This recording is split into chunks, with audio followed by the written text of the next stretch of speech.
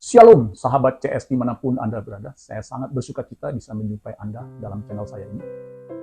Renungan firman Tuhan pada kesempatan kali ini berjudul, Apa Agamamu? Ini pertanyaan yang menarik, saudara sekalian. Ada beberapa orang yang tidak suka dengan pertanyaan ini ketika ditujukan kepadanya. Terlepas dari apakah pertanyaan ini etis atau tidak, tapi saya ingin menyampaikan tema ini, saudara sekalian. Nah, renungan firman Tuhan kali ini diambil dari Matius 5 ayat 20. Matius 5 ayat 20 masih dalam konteks pengajaran Yesus di bukit. Sebelum saya lanjutkan, bagi saudara yang belum pernah atau belum mensubscribe channel saya ini, silakan saudara langsung mensubscribe-nya. Jangan lupa tekan tombol lonceng notifikasinya, supaya setiap kali saya membuat video firman Tuhan, saudara yang pertama kali mendapatkannya. Dan juga kalau saudara diberkati, jangan lupa saudara like, share, komen yang positif, yang membangun, supaya yang membaca juga diberkati. Matius 5 ayat 20 dikatakan begini, maka aku berkata kepadamu, jika hidup keagamaanmu tidak lebih benar daripada hidup keagamaan ahli-ahli Taurat dan orang-orang Farisi, sesungguhnya kamu tidak akan masuk ke dalam kerajaan surga. Ini ajaran yang luar biasa, saudara sekalian. Yesus dengan tegas mengatakan, jika hidup keagamaanmu tidak lebih benar daripada hidup keagamaan ahli Taurat dan orang-orang Farisi, Yesus bilang sesungguhnya kamu tidak akan masuk dalam kerajaan surga. Wah, ini luar biasa.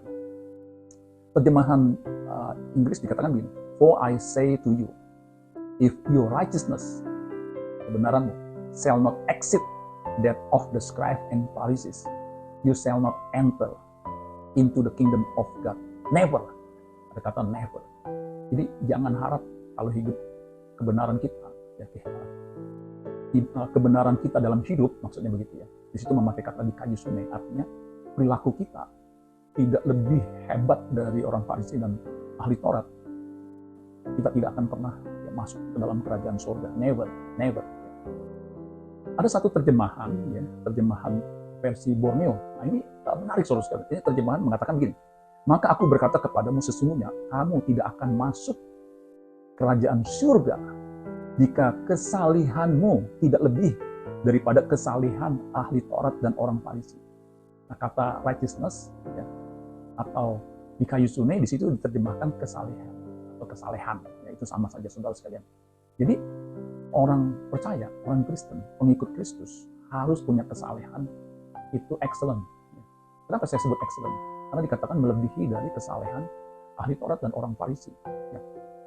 Pada suatu kesempatan, saudara sekalian, ini sudah viral, ada seorang sohor cilik ketika ditanya, ini viral, apa agamamu? Nah, yang menarik, dia tidak menjawab apa agamanya. Dia menjawab begini, saudara sekalian, itu privasi, itu privasi, itu pribadi.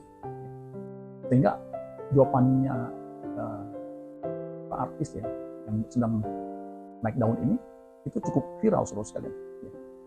Luar biasa, saudara. Sebenarnya ribuan tahun lalu, Yesus sudah menegaskan bahwa kesalehan orang Kristen itu harus melebihi perilaku, kesalehannya harus lebih dari kesalehan atau perilaku pemuka agama. Kalau mau masuk kerajaan surga. Nah, ini penting, saudara. Kalau kita memahami ajaran Yesus ini, kebenaran ini, kita akan menjaga perilaku kita sedemikian rupa sehingga orang melihat perilaku kita tidak akan mungkin menghina atau meragukan siapa Yesus Tuhan kita itu. Karena orang akan melihat kalau perilaku kita excellent, luar biasa. Orang sebaik dia tidak mungkin menyembah Tuhan yang salah. Pasti Tuhan yang benar. Nah, ahli-ahli Taurat itu memang orang yang disebut religius, orang beragama.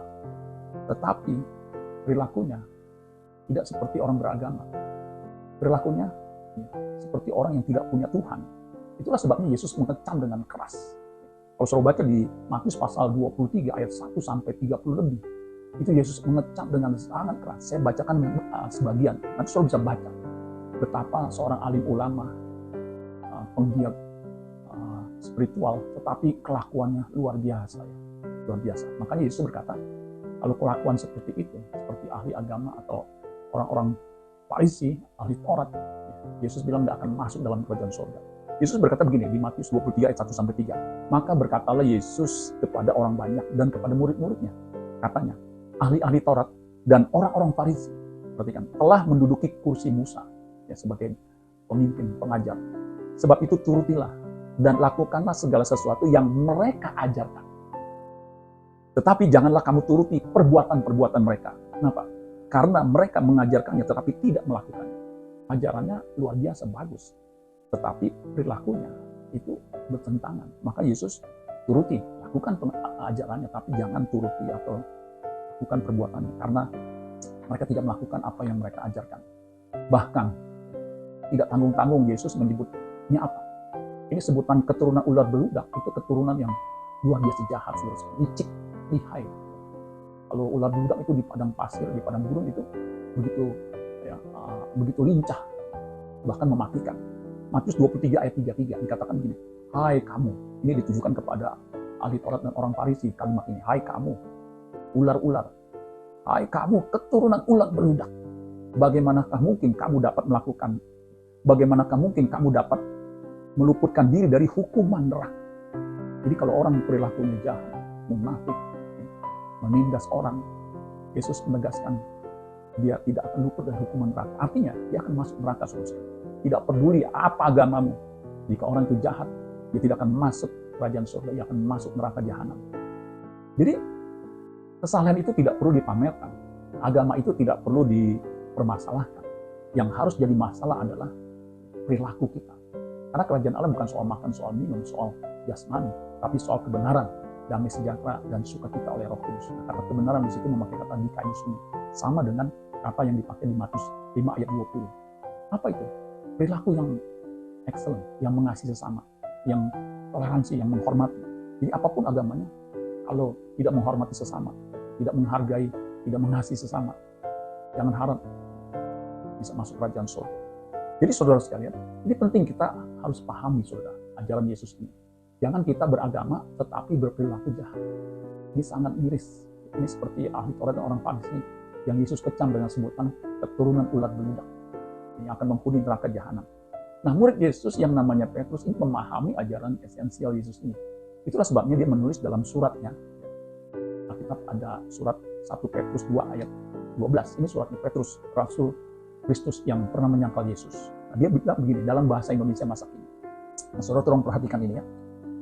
Kelakuanmu di antara orang yang tidak mengenal Tuhan haruslah sangat baik. Di situ dikatakan bukan hanya baik, tapi haruslah sangat baik. Excellent. Sehingga apabila mereka memfitnah kalian sebagai orang jahat, mereka toh harus mengakui perbuatanmu yang baik. Sehingga mereka akan memuji Allah pada hari kedatangan. Jadi saudara sekalian, perilaku kita sebagai orang Kristen, sebagai orang percaya pengikut Kristus, harus excellent. Seperti Kristus. Ketika dicaci maki, dia tidak membalas mencaci maki. Ketika dipukul, dia tidak membalas memukul. Luar biasa. Ketika difitnah, ya dia tidak membalas memfitnah. Bahkan ketika di kayu salib, yang menyalibkan adalah mungkin sebagian orang-orang yang pernah dia tolong, dia sembuhkan, atau dia beri makan. Yesus memberi makan 5.000 orang, memberi makan 4.000 orang. Tapi Yesus penuh dengan pengampunan, penuh dengan kasih. Itu perbuatan yang luar biasa. Ini juga ajaran Kristus yang dinyatakan dalam Matius pasal 5 ayat 16. Demikianlah hendaknya terangmu bercahaya di depan orang, supaya mereka melihat perbuatanmu yang baik dan perhatikan, memuliakan Bapamu yang di surga. Saudara-saudara sekalian, kalau Anda ditanya apa agamamu, tidak usah menjawab agamamu apa, tunjukkan perilakumu yang baik itu, supaya orang memuliakan Bapa di surga. Amin buat firman Tuhan. Tuhan Yesus memberkati. Sola Gracia.